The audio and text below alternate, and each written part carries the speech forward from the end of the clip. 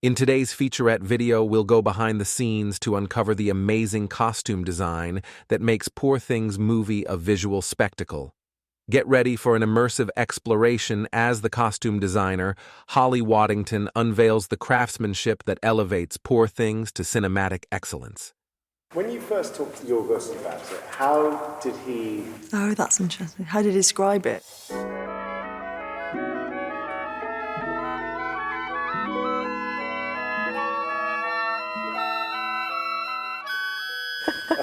I was quite fascinated by this discordancy between these period costumes and this crazy, less obviously sci-fi history. The process with Yorgos was one of kind of distilling that.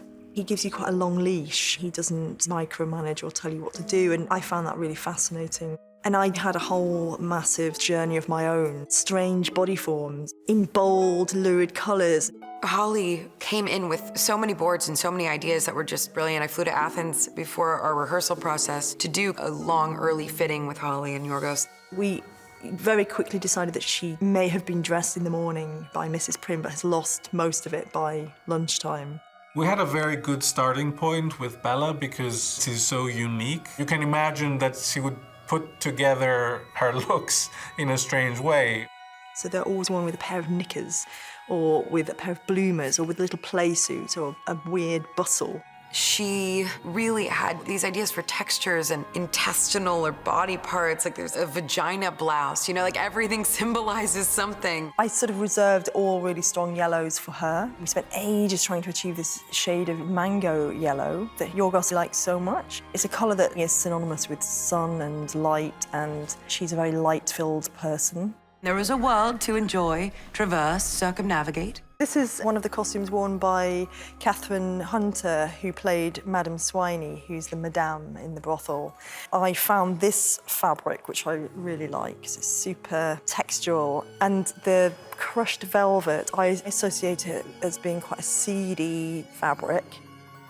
This is the ocean liner costume that she wears when she goes to the slum. This is the day when she's really with Harry, so it's very much about her and Harry being in these pale costumes. You hear that? So before this point, we haven't really seen her in anything as put together as this, and this is the moment when we see her kind of identifying with her class.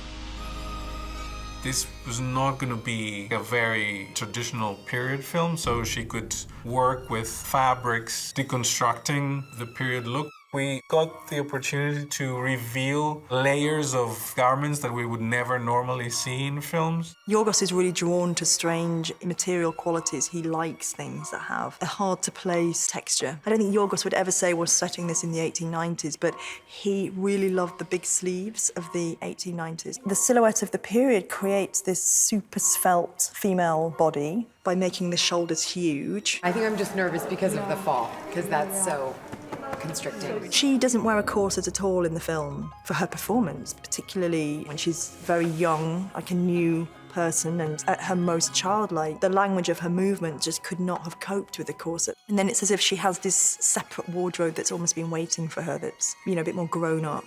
I think it sort of doesn't really matter that they're from another period, actually. With Holly, the costume designer, it's not just about look, it's about practicality.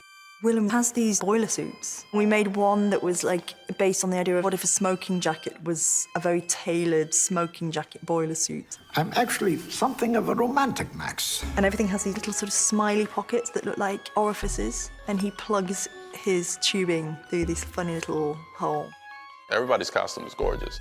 I could walk down Fifth Avenue with this today. Then actually look cool. Men were very peacockish in the Victorian age. I mean, sumptuous, like wild. We took that to the extreme. I mean, I probably had like 15 fittings. Everything was tailor-made. We just look at a lot of things and images and pictures and discuss about the characters. It gives you the freedom to think outside the box. I think Holly really is incredibly brilliant. I think that the ideas that she was coming up with were very challenging to execute, and were all deeply thought through and inspired. Thanks for watching. Make sure to like and comment on the video if you enjoyed it. Subscribe to the channel and hit the notification bell to be notified when new videos are released.